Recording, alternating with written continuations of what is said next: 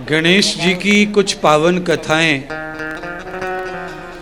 जिनके श्रवण मात्र से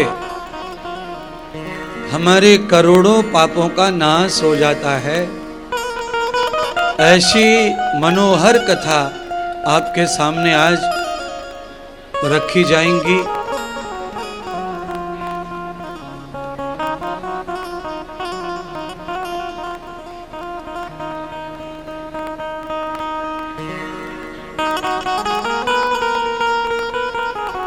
भगवान श्री गणेश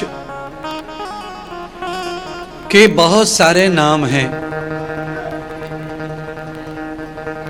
द्वादशायतानि नामानि।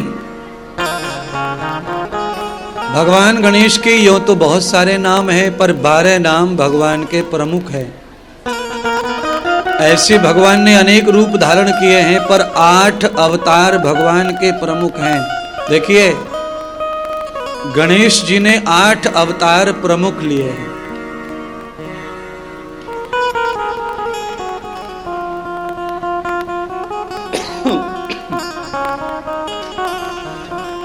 आज गणेश जी की एक पावन कथा प्रारंभ करते हैं।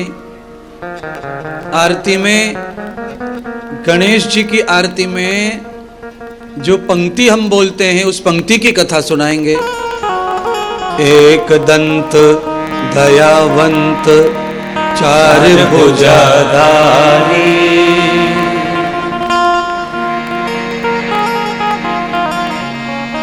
आज इसी पंक्ति के बारे में समझाएंगे। भगवान एक दंत कैसे हो गए और एक दंत कहानी क्या है। 2-3 कथाएं सुनाऊंगा अलग अलग।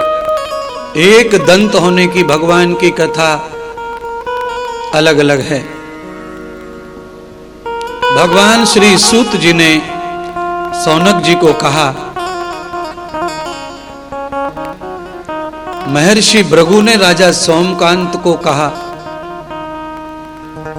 सोमकांत ने जो सुना, भृगु ने जो सुनाया, वो मैं आपको सुना रहा हूं। यानी कि मेरे पास में 3 ऋषियों का प्रमाण है कथा का। पहले व्यास जी का, दूसरा सूत जी का, तीसरा ऋषि जी का, भृगु जी का, चौथा मैं सुना रहा हूं। तो ये 3 बहुत हैं प्रमाण। किसी भी कहानी और कथा को सच मानने के लिए 2-3 प्रमाण बहुत होते हैं। अधिकम क्रियान्वितम दोषाम यदजिरम यश्च पृष्ठवाम निर्जिनम निरहतम द्वेषो सर्वं पापं खिलमिदम् मुञ्चन्ते पापकिल विषय यथा दुःखं नाशनम् अनन्तं समृद्ध सुखानन्ते आनन्दं परमेश्वरम् विधित्वां परमेश्वरं यथा रज्ज पाप विनश्यति निर्जनं वनं त्वया घृतम् उपवनं सक्षक्षेत्रयो। बंधुओं, श्री गणेश महापुराण के अनेक महत्तम हैं। एक महत्तम भगवान सूत जी कह रहे हैं कि कहीं बेहड़ हो, जहां कभी कभी धरती ने, जमीन ने कुछ उपजा न हो, यानी जहां कभी कोई घास, कोई पौधा, कोई पेड़ पल्लवित नहीं हुआ हो, जो बंजर जमीन है, बांझ, जिस जमीन में कभी कांटा भी पैदा नहीं हुआ हो, ऐसी बंजर जमीन, ऐसी बांझ जमीन। तो कहा उपवनम। तो ऐसी जमीन उपवन कैसे हो सकती है? तो उसमें कहा तावते दंत व्यस्तो गणेश। एक दंत भगवान गणेश की कथा वहां निरंतर 108 दिन की जाए तो वो बंजर जमीन भी उपवन हो जाएगी। इतनी महिमा है एक दंत गणेश की। खाली कथा सुन करके तुम्हारा विचार भला होगा, पुण्य होगा, ना ना ना ना ना ना, ना। कथा कहना, कथा सुनना, जहां भी कथा रूपी यज्ञ होता है वहां का पूरा क्षेत्र, वहां का किसान, वहां की फसलें, वहां का पशु, वहां का पक्षी, वहां का वायुमंडल और वहां की धरती सब हरे भरे हो जाते हैं, सब उपवन हो जाते हैं। कथा केवल मनुष्य का कल्याण करती है और किसी का नहीं, ऐसा सोचना महापाप है।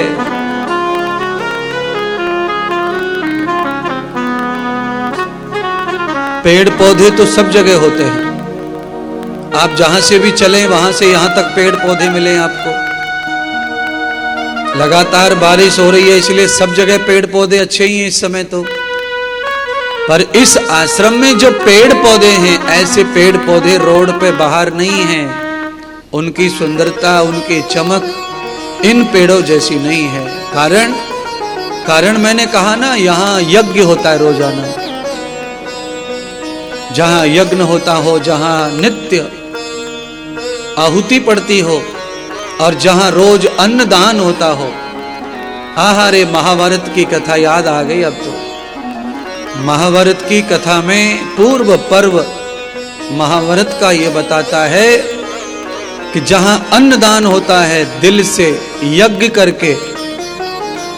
करके जहां अन्नदान होता है, उस अन्नदान को खाने वाला प्राणी अपनी उंगलियों को यानी कि झूठे हाथ को धो दे और झूठे हाथ का धोया हुआ पानी जमीन पर गिर जाए और उसे कोई कीड़ा पतंग पक्षी पानी को पी जाए तो उसे मुक्ति प्राप्त हो जाती है महाराज। यज्ञ के प्रसाद का, दिल से खाए दान के अन्न का, कथा के भंडारे प्रसाद का इतना पुण्य है। खिलाने वाले को तो है ही, पर खाने वाले को भी पुण्य प्राप्त होता है।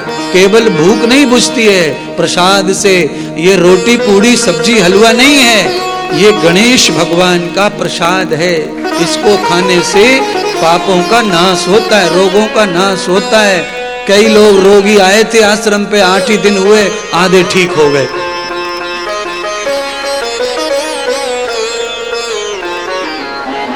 हाय हाय कर रहे थे, आए थे तब।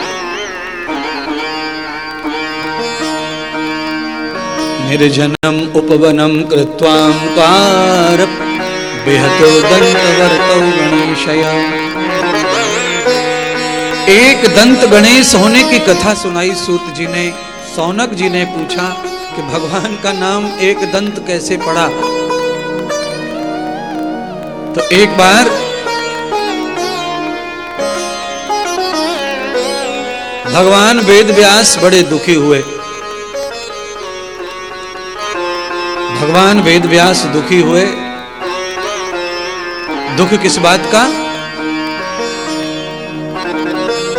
महाभारत का युद्ध हो गया,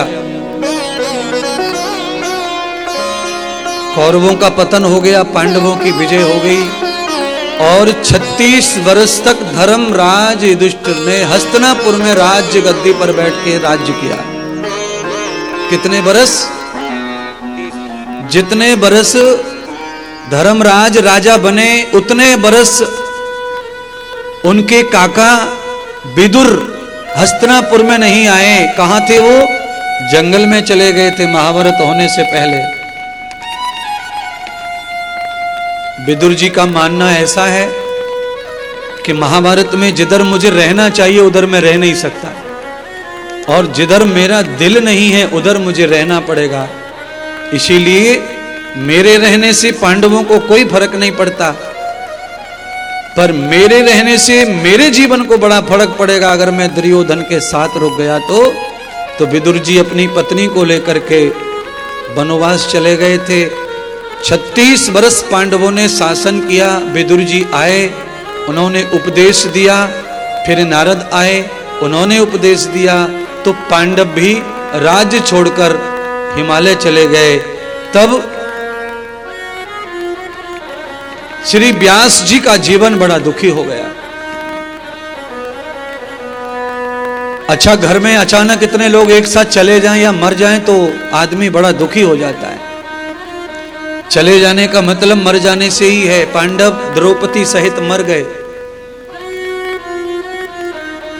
अब कौन रह गया? परीक्षित। भगवान व्यास बड़े दुखी हुए, बड़े परेशान हुए, व्याकुल हुए। महाभारत को व्यास जी ने अपनी आंखों से देखा, स्मृति बहुत अच्छी थी, इसीलिए महाभारत का हर पहलू, हर कांड, हर घटना व्यास जी को झकझोर रही थी, रुला रही थी, परेशान कर रही थी। तब भगवान वेद व्यास अपना दुख लेकर ब्रह्मा जी के पास गए। आप सबको इस कथा से सीखना है कि घर में जब कोई ऐसा हादसा हो जाए, घर में जब कोई न रह जाए, अचानक कुछ हो जाए, घर में सब मर जाएं, कोई एक आध बुजुर्ग रह जाए, तो ऐसे बुजुर्ग को रोटी पानी सोना सब छिन्न हो जाता है, उसका जीवन सब दुखी हो जाता है। तो क्या करें? कुछ गलत कर्म, गलत काम, गलत कदम ना उठाएं। ऐसे में क्या करें? तो कहा ब्रह्मा जी के पास जाएं। अब व्यास जी के पास तो ब्रह्मा जी थे, चले गए। अब हमारे और आपके पास ब्रह्मा कहाँ है? अपन कहाँ ब्रह्मा ढूंढें? अपने को तो ब्रह्मा का पता भी नहीं है कि कहाँ ब्रह्मा है। लोग मानते हैं कि पुष्कर में ब्रह्मा है, पर वहां है कि नहीं क्या पता है, मंदिर है बस। अब ब्रह्मा जी को कहां ढूंढे? कौन ब्रह्मा? कब जाएं? कैसे जाएं? तो कहा विलक्षितौ दुखम भवेतः। जब विलक्षण दुख आ जाए तो आप उस दुख को सहन तो कर रहे हैं, पर साथ में उसका समाधान भी ढूंढें। अगर दुख में आदमी को दुख होता ही तब है जब वो घटनाओं को याद करता है, जो उसने देखा। परिवार में जो जो सदस्य जो जो करते थे, प्यार मोहब्बत, झगड़ा, रोना, हंसना, वो सब याद आता है तो रोना आता है। अकेले में सब कुछ संकट आ जाता है। इसीलिए जिस घर में डेथ हो जाती है उस घर में आदमी उन घर के आदमियों को अकेला नहीं छोड़ते, अड़ोसी पड़ोसी रिश्तेदार आके बैठते। जिस घर में कोई मर गया उस घर के आदमी को अकेला नहीं छोड़ते। क्यों? अकेला आदमी तो आत्महत्या कर लेगा, ये पक्का समझ लो आप। जिस घर में कोई मर जाए उस घर में एक आदमी रह ही नहीं सकता, और रहेगा तो वो मरेगा, वो जिंदा नहीं रह सकता है। क्यों? सारी जिंदगी की फिल्म उसके दिमाग में चलती रहती है, जो मर गया है उसको लेकर, और उसके चलते केवल मौत नजर आती है, जीवन नजर नहीं आता, जीना पसंद नहीं उस समय रहता। तो हम और आप सब मिलकर के उस आदमी को समझाते हैं, बुझाते हैं, उसके साथ बैठते हैं, रोते हैं, बातें करते हैं, कुछ इधर की कुछ उधर की, कुछ यहाँ की कुछ वहाँ की। धीरे धीरे धीरे धीरे उसका जो मन है वो साहसी हो जाता है, और वो फिर से इस दुनिया को जीने लगता है, और संसार चालू हो जाता है। इसीलिए मैं आपको कहना चाहता हूं, दुख में चाहे कोई भी हो उसका साथ देना चाहिए।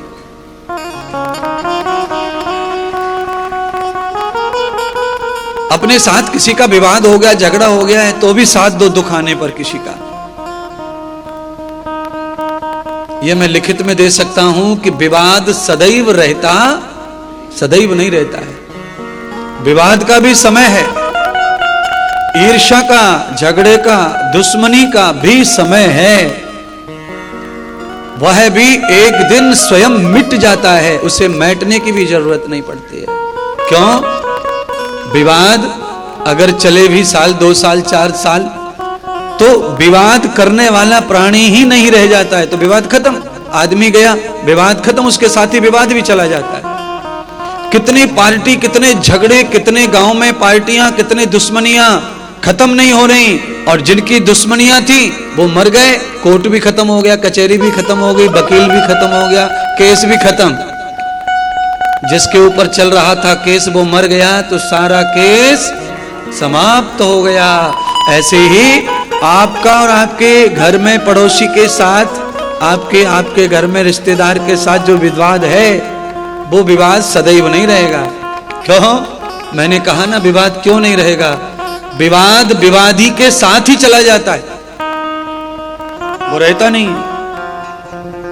और जो आदमी विवाद करता है अपने स्वार्थ के लिए, वो आदमी जल्दी मरता है। ये भी ध्यान रख लो, किसी का भी नाम गिन लो आप। अपने स्वार्थ के लिए जो दूसरे को दुख करे, बदनाम करे, परेशान करे, वो आदमी शीघ्र मरेगा, जल्दी मरेगा, जल्दी मिटेगा। उसको कोई भी मिटने से रोक नहीं सकता है। इसीलिए मेरे ऋषि कहते हैं, सर्वे भद्राण पश्यन्तु। हे मानव, तू सबका कल्याण होते हुए देख, तू किसी का नाश होते हुए मत देख। ऐसी कामना तेरे मन में स्वप्न में भी नहीं आनी चाहिए कि तेरी आंखें किसी का पतन देखें।